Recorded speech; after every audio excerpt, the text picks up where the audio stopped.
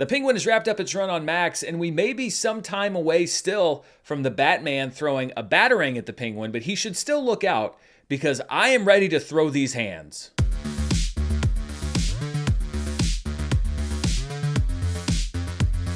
Hello everybody, I'm Dan Murrell here with my review of The Penguin, which wrapped up its season on Max last night. I'm going to do a few non-spoiler thoughts at the top, and then I'll let you know I'm going to transition into some spoiler thoughts because I have so many things to say about this season, and most of them are spoilery, so I'll talk about them later. But this show got such a response from me, especially the finale last night, that I couldn't wait to come on and talk about it. I actually had to delay this video until later in the day because I had so much to say, and I think it really just goes down to how impressively this show was pulled off in its narrative and its acting and everything. Both Marvel and DC have had villain spin-off shows recently, Agatha All Along and now The Penguin, and I think that they both did what they intended to do in very different ways. Agatha All Along was a villain spinoff that got you to understand the villain. The Penguin kind of pulled off a magic trick. It made us root for a villain,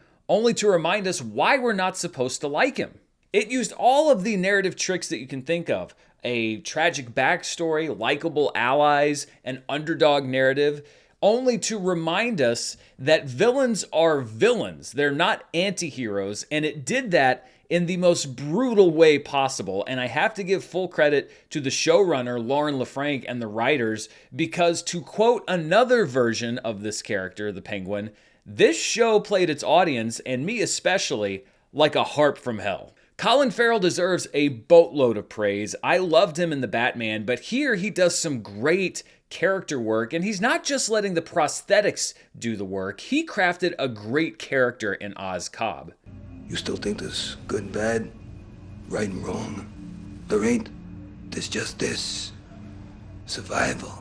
He's damaged, he's overlooked, he's desperate to prove himself, and for a while it seemed like this show was going to be a tragedy about Oz Cobb until we realized that it is a tragedy about the people around him. I think he played the character pitch perfectly, from the desperate lies that he told in order to just survive another day or another minute, to the brutal decisions that he made in the final episode. This was not a show about how a monster is made. This was a show about a monster's rise to power. And I think that Colin Farrell was able to keep us on board with this character until we very much were not. The show also had a great cast of supporting characters led by Kristen Milioti as Sophia Gigante/Falcone, Renzi Feliz as Vic, and Deirdre O'Connell as Frances Cobb, Oz's mother. And let's talk about Sophia, because when you look back at the show, she is, I think, the closest thing that it has to a protagonist, which is not necessarily where you would be for the entire season. And I think it's largely because everything that she does this season, just about,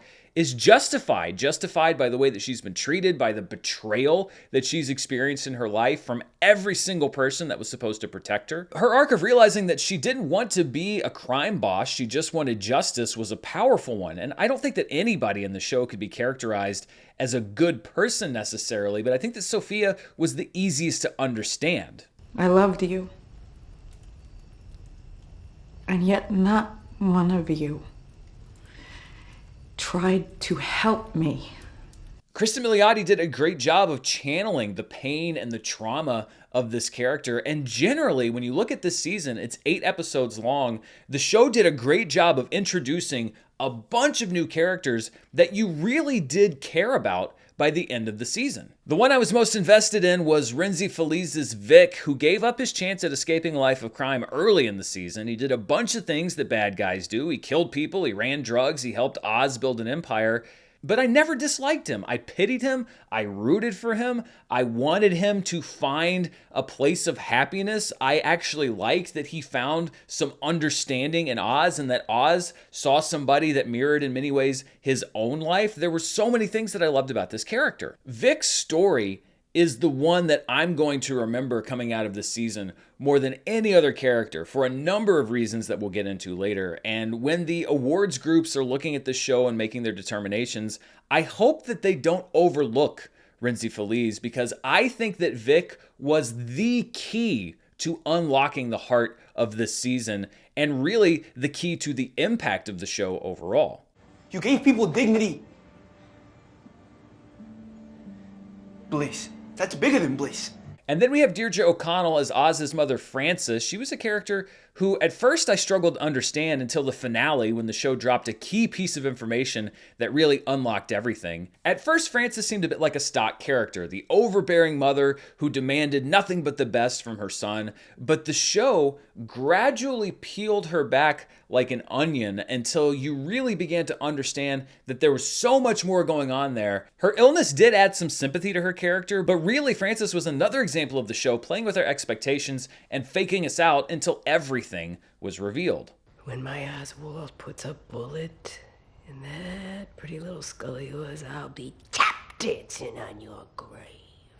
In general, I think that the Penguin understood what should be done when we talk about one of these spin-off series doing world building, which is not just introducing a bunch of characters that are going to be leveraged in future movies and TV shows. This actually did build out the world. I walked away with a better understanding of Gotham, with a better understanding of the Penguin as a character, and with a better understanding of why this city really needs a pretty crazy dude in a bat suit to swoop down and clean it up. I went from wondering if Batman was going to show up in the series to hoping that he wouldn't, because I thought that that would distract from the story that's being told. And when you think about it, to have a Batman spin-off show rooting for you to not have Batman show up is a pretty big achievement. And to get into all of those reasons why, I'm going to have to go into spoilers and jump into a full recap of the season. So if you haven't seen season 1 of The Penguin, and this may be the only season, stop right now, go and watch it. It's 8 episodes long. Come back and watch this review. And if you haven't watched the finale yet and you don't want to be spoiled,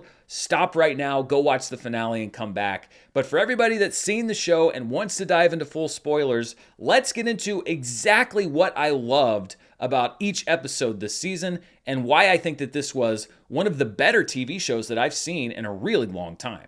Mechanic's a good job. That should be the American dream right there. You know, beautiful story with a happy ending. But that ain't the way the world works, Vic. So I did a review of the first episode of The Penguin when it came out, and I think I mentioned in that review that one of the things I liked the best already was that connection between Vic and Oz. And I think the show knew what it was doing there and was able to exploit that connection in a good way to make sure that the finale had maximum impact. The second episode, Inside Man, worked really hard to get us on the side of all the main characters. We had Sophia struggling to adjust to life outside Arkham and being shut out by her family in the wake of her brother's death, including a very obvious nod to The Godfather, as she's literally shut out of the family business. At this point, we think that she still went to Arkham for murdering a bunch of people, and going back and seeing this, knowing that she didn't and that it was all a setup, makes this even more tragic, especially things like the protesters that showed up at her brother's funeral. I was already thinking that that must have been such a difficult day the first time I watched it. You're at your brother's funeral, these protesters are there.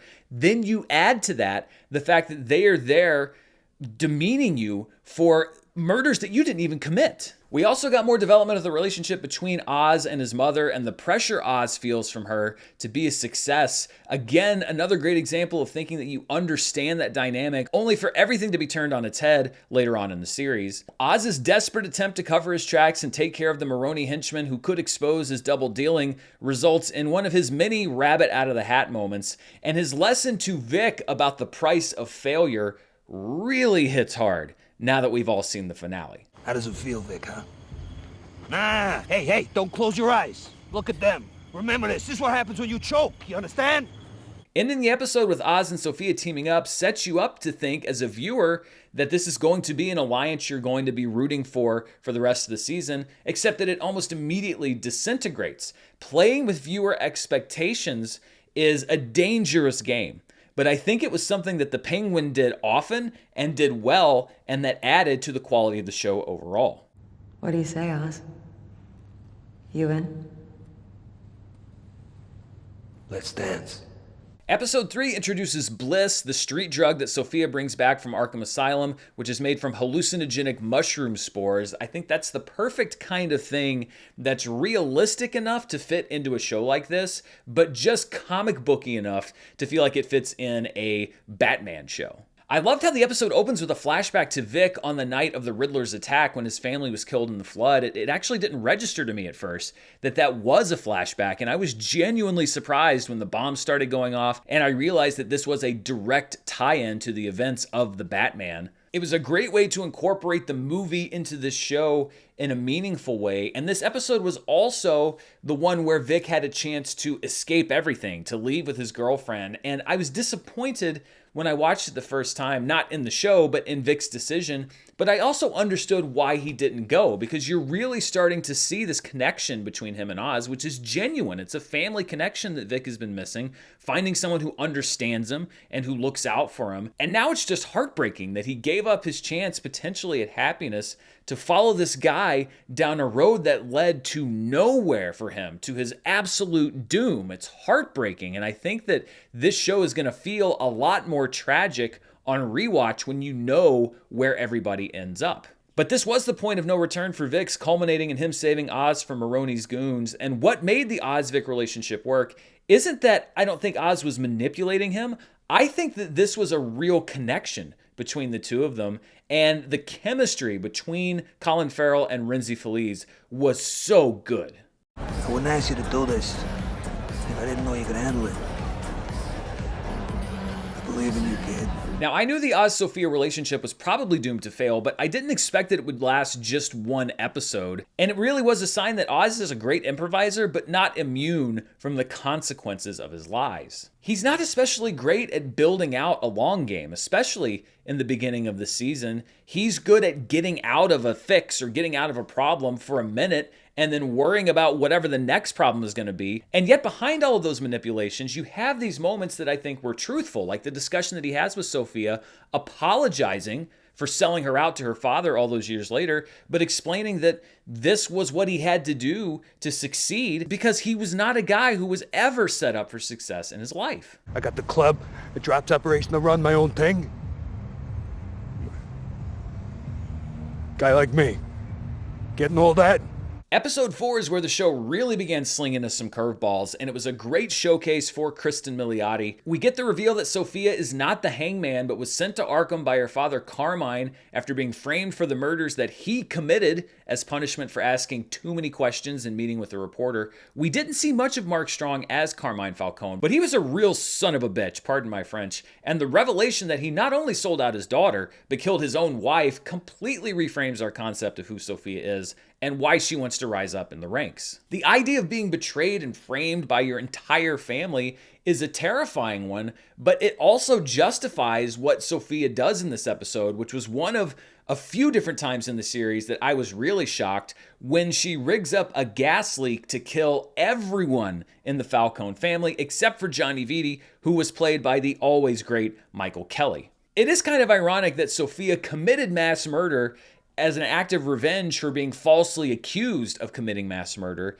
but it also was very obvious that the old Sophia never left Arkham Asylum, and I think that this show did as good as any other piece of Batman media I've seen of showing us that Arkham Asylum is not the room full of glass doors that Batman walks through while he's talking to Commissioner Gordon. It is a horrific insane asylum full of corrupt doctors who will happily give a patient electroshock treatments if the price is right. It is risky to do a whole episode of a show called The Penguin that doesn't really feature much of the Penguin except for how he plays into Sophia's story, but I think that the writers rightfully gambled on the fact that we as viewers would already be interested in her story. That shows a lot of faith in the casting, and it also shows a lot of faith in the writing. And this is a great way mid-season to rewind the story so far, reframe what we already know, and deliver a great moment for somebody that we now understand much better than we did at the beginning of episode 1.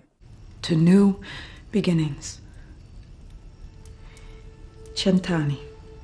Episode 5 gives us Oz at his most sadistic as he repays the Maroni's attempts to kill him by kidnapping Sal Maroni's son, then burning him and Maroni's wife alive at a hostage exchange. That brief moment as he smiles while watching them burn gives you a glance at the real Oz Cobb and what he's capable of. Despite all the background we've been given, it really is an indication that this is not a good guy or a misunderstood guy or an anti-hero.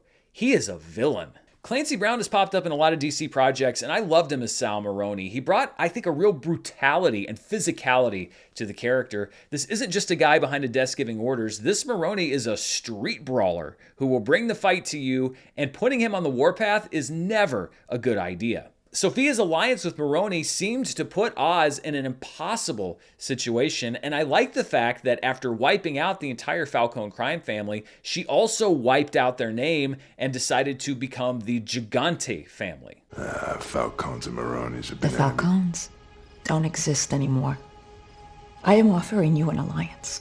As a result of this, Oz has to flee and go to Crown Point, put his mother up in a dilapidated old apartment, which causes friction between them because he's promised her all the best. But it also opens us up to the fact that every villain needs a good lair, and I loved the underground trolley tunnel where Penguin set up his drug lab. Again, that's something that is just believable enough to fit into the gritty crime feel of the show, but also very much in line with what you would expect from a comic book show, the idea of an abandoned subway station being a supervillain lair. It also gains extra significance when we understand the history of these trolley tunnels and how they played into Oz's past. Episode 6 is where we see Oz begin to flex his muscle and start to become an actual crime boss, and not just a guy who's sort of making things up as he goes. I loved his speech to the other gangs, seizing on a populist message about standing up to the Maroni Gigante elites and taking the city for themselves. If you don't think that's relevant or believable, the world will tell you differently.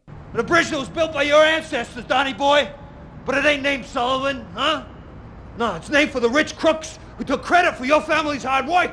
Oz's biggest gift, I think, is that he's legitimately good with people, either manipulating them or forging actual bonds with them. And once again, it gets him out of a tight spot. He now has a larger gang, really, than the Maronis or the Gigantes, and the bonds that he makes inside of those gangs would save him once again later in the season. Vic's descent into crime also takes a huge leap forward in this episode as he's forced to kill Squid, the local Crown Point tough guy who's trying to muscle into Oz's operation, and my heart broke for Vic because he's not somebody who belongs in this world. I wanted so much better for him, but I realized after this episode that there was no turning Vic because of that bond that he built with Oz. I mean, Oz showed him such compassion and understanding after Vic committed a murder, and it's a horrible thing to bond over, but that's just the world where these two characters live. You've done the right thing. Protected those you care about. You're strong, kid. I was so invested in this Oz-Vic relationship, especially after this episode, which means once again that I think the writers knew exactly what they were doing. Francis's condition continued to deteriorate in this episode, but we get a genuine moment of happiness when Oz is able to get the power back on in Crown Point, which of course is short-lived because Sophia shows up after Oz is sold out by the only other person he trusted in his life, which is the escort, Eve. And I liked how the show played Eve's decision to give up Oz's location. That scene with her and Sophia was actually really good. And the idea that Sophia revealed that she wasn't the hangman and that Oz was complicit in covering up the murders of Eve's friends, who she blamed Sophia for, that was or seemed like a legitimate reason for her to say, hey, you know what? This is where he is because you deserve at least a chance at making things right. That seemed like a very believable interaction between two characters. Sophia and Eve basically shared no screen time together outside of that one scene, and yet it was such a believable relationship between the two of them. And that's one of the reasons I think that this show is so well written and should be praised for its writing, because even one scene like that was so well done. You deserve your shot. But where you got that information, it'll stay between us. We've got a lot more to break down about this season, but before we do, I want to thank the sponsor for this review. This video is brought to you by Miracle Made. I love a good night's sleep, and sometimes you don't know how to appreciate something until it's gone. I did laundry this past week and had to switch out my Miracle Made sheets for a night, and it didn't take long for me to remember exactly why I love them so much, because I woke up sweaty in those replacement sheets in the middle of the night and had to play that game of how high to pull up the sheets, comforter on, comforter off. Listen, 3 a.m. is no time for science experiments, so I was thrilled the next day when I could get my Miracle Made sheets back on the bed. Miracle Made sheets are made with silver-infused fabrics inspired by NASA and are thermoregulating to keep you at the perfect temperature all night long, all year long. And I don't have to worry about switching them out all the time because they're also made with fabrics that prevent up to 99.7% of bacterial growth, leaving them cleaner and fresh 3 times longer than other sheets. Plus, they're incredibly soft and comfortable. So soft and comfortable that I actually put my money where my mouth is today and ordered a second set so that I don't have to worry ever again about sleeping one more night in any other sheets. Go to trymiracle.com/Dan to try Miracle Made sheets today, and whether you're buying them for yourself or as a gift for a loved one, if you order today, you can save over 40%. And if you use our promo code Dan at checkout, you'll get 3 free towels and save an extra 20%.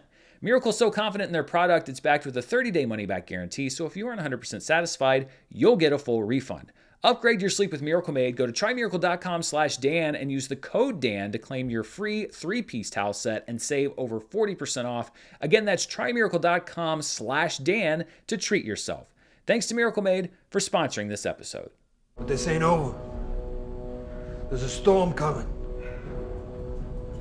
I'm gonna need your help. When we get to episodes 7 and 8, that's when the show really started taking everything we thought we knew and turning it upside down. Episode 7 opens with a flashback to Oz's childhood, revealing that he felt neglected by his mother and resentful of the attention his brothers got from her, and that they didn't die in an accident, but were drowned when Oz locked them in a storm drain and allowed them to drown during a rainstorm in the very trolley tunnels where he's now running his drug operation. This was a great reveal because we start to understand that Oz isn't just the scrappy, improvising criminal that we thought he was. His acts of murder and brutality aren't even crimes of opportunity. This is a character who is capable of cold-blooded acts from the very beginning, from childhood. Now, I don't know if he meant to murder his brothers, but he certainly didn't mind if they did die. And the fact that he lied about it so consistently for decades to his mother, it just flips what we know and begins that journey for us to turn around on his character and be where we need to be by the end of the series. Underground, the gang rivalry comes to a head as Maroney barges in and tries to take over Oz's operation, but eventually keels over from a heart attack and dies. And the way I interpreted the scene is that after Maroney has the heart attack and you hear Oz talking to him, for me, that was a show that he was putting on for all the boys outside because they couldn't see him in there having that fight, to basically steal that credit, to say, oh yeah, I beat him in a fight. That guy was terrible. Although I think he was also trying to convince himself that he was strong enough to do this on his own because he is a very insecure person deep down. Trying to steal from me. Trying to take what's mine. What I built. What'd you say? I also like the scene where Sophia goes to visit her niece and realizes that the Falcone family itself is just destructive and it will eat up anybody who gets in its way. And she realizes that she doesn't want anything to do, not just with the family name, but with the family business, with anything associated. I like that journey for her where she realizes that the only thing that she really wanted to do was hurt the people who hurt her. And there's only one name left on that list, which is Oz. I want Oz to feel pain. Real pain. The kind that I have felt. And this was an example of the show not going where I thought it was going to go. I was convinced that Francis was going to be dead in the car that Sophia sent down to Oz's drug lab, but instead it was a bomb that wiped out the entire operation, and that's good because there was so much more left to be done with both of those characters. There's a lot of irony in Oz seeking shelter in the very tunnel where he condemned his brothers to die, but that is one of those things that a well-written story does. You can echo certain things, as George Lucas might say. It's like poetry, it rhymes. And we end the episode with young Oz dancing with his mother in a scene that was put in a different light from what we learned at the beginning of the series and will be in a completely different light based on what we know in the next episode, which is the finale. Because I deserve a happy life. Don't I? You deserve the best life. And let's get to the finale, which took a heavy emotional toll on me and I think on any viewers that were really invested in a lot of these characters. And the show did from the very beginning something that I love when a show can pull off successfully, which is to give you information that recontextualizes everything that we've already seen. And I've used that word a lot with this show because it did do that a lot. It would recontextualize information from earlier episodes with these reveals that didn't feel cheap, but just felt like a kind of a mystery that was unfolding. Here we learn in the opening minutes of the episode that Frances knew all along that Oz was responsible for killing his brothers, and she not only resented him for it, she planned to have the local mob boss kill Oz the night that they went dancing. And watching Oz manipulate her with this promise of a better life, knowing that she knows, really adds a chilling effect to these scenes. And I love that they decided, even though it was a flashback, they were able to frame it through hypnosis and have Deirdre O'Connell still play the younger version of her character, because I think that made the rest of the episode even more powerful, that we saw her face realizing all of these things. I'd do anything for you. I see you, Ma, in ways that other people don't. And Oz is forced to confront his past after Sophia brings everyone together, and this was the real pain that she wanted Oz to feel. Not killing his mother, but finally making him realize that his mother has hated him for nearly his entire life. You're a disappointment. You're a waste of space. And this is a favor that Oz is going to repay at the end of the episode when he says that Sophia's going to hell, but instead of killing her, he sends her back to Arkham, which he knows is a fate worse than death for her. These are two enemies that really hate each other, and the way you know they hate each other is that they understand for each of them the maximum amount of pain that you can inflict on the other person. That's like blood rivals. That is sworn enemy stuff. After Oz escapes Sophia, he finds himself stabbed without a drug operation or a crew, and with his mother critically injured in the hospital, and the only reason he doesn't quit is that Vic returns Oz's support and guidance by motivating him to keep going. Which, when I was watching the episode last night, I loved, but now I just...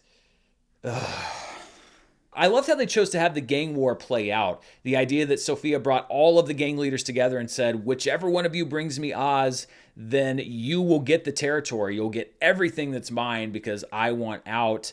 And you think that Oz is cooked. You think that maybe Vic even betrayed Oz, but it turns out that he was double-crossing the double-cross, and he used his man of the people routine to recruit all of the underlings, the seconds in all of these gangs, to execute and take over from the gang leaders because they had been overlooked and underestimated over the years. And that's what Oz is so good at. He's good at identifying and understanding what it's like to be undervalued, reaching out to those people, and making that work to his advantage. That is basically every ally that he got this entire season. It's somebody that had been overlooked and undervalued that he was able to bring to his side. And it's this gift that ends up with Oz driving Sophia to what she assumes will be her death instead of Oz being executed right there on the tarmac. Of course, Oz does Sophia one better and sets her up to take the fall for all of the murder and mayhem that he's perpetrated this season and has her sent back to Arkham. And this does show a little bit of advancement in his character because he's able to make a bit of a wider plan, a more thought out plan, where he goes to the city councilman and says, all right, listen, I'm going to give you Sophia Falcone wrapped up. We can pin everything on her. You'll get the reputation as somebody that brought down this crime boss who helped to destroy parts of Gotham. You're going to maybe run it all the way up to mayor. And it also gives the Penguin access to the halls of power. And I'm going to be curious to see how they play that out because that's a version of the Penguin I kind of enjoy. You have the Burgess Meredith type that's, the kind of cackling villain. But I like when you have a Penguin who has high society aspirations. He has access to high society. He can talk to people on the city council. The people of Gotham know who he is. I don't know if that's the direction they're going to go, but I like that we have a fancy Penguin. He's got the top hat, of course. He's got the tuxedo. He's in a much nicer building, a big high rise. And I would love to see the sort of Penguin that's integrated into Gotham society and sees another climb up because society is going to look down on him as well. That's just going to be a challenge for him. Despite winning the gang war, Oz loses his relationship with his mother in every sense, especially because she suffered a massive stroke and is completely catatonic. And the only person left in the world who cares about him is Vic, who comforts him at his mother's bedside while he cries. And again, that was so sweet in the moment. And after the show, it's just... And that's when we come to it. My favorite relationship in the show this season, and there are a lot of great ones, was the one between Oz and Vic. And I actually loved that scene of them sitting by the side of the river, quietly processing everything they'd been through together. You're family to me, you know? Here are two characters who found understanding in each other, and I was thinking about how it's kind of beautiful that they were able to find each other amid all of this chaos. And then we're reminded that this is a show about a villain, and villains do terrible things. I can't bring you with me this time. What do you mean? I mean, that's the thing about family. Oz? You can see why Oz thinks from his perspective that he's doing the right thing, because it's just been proven through everything that's happened with his mother that the only true weakness you can have sometimes is that human connection. But at the same time, he's so cold-blooded about it. And the fact that he goes through his wallet and takes out his money and then just leaves Vic to sit there and rot in the grass, that's when you lost me. You could maybe have kept me on board if it had been a very sad thing, but the fact that he was so casual about it, it just goes to show you how rotten this guy is. And you know what? Fine. Go up to your penthouse, dance with this other person who you think likes you, but actually is the one who sold you out. You got her dressed up as your mother now, saying, hey, I'm proud of you. That is not even as pathetic as you deserve, but I'll take it. If the goal was to get us a penguin by the end of this series that we can't wait to see the Batman kick the holy living crap out of, well, then this show did its job. I literally screamed, no, at my TV when Oz brought his hand up to Vic's throat. I think that this was the character death that caught me by surprise the most and really had the biggest reaction from me, maybe since the Red Wedding on Game of Thrones, because I just didn't see it coming. I thought maybe Vic wasn't going to make it out alive, but I didn't think that Oz would be the one that killed him. I mean, Vic is the only reason Oz survived any of the things that happened on the show, and I can't think of another time when a show was able to make me fundamentally understand just who this character was and readjust my thinking on them. And it's not that it came out of nowhere. Oz did horrible things all throughout this season, but the sort of saving grace was you thought that he maybe had this one last shred of humanity inside, and then we see him just discard it coldly and callously, and it's like, okay, you know what?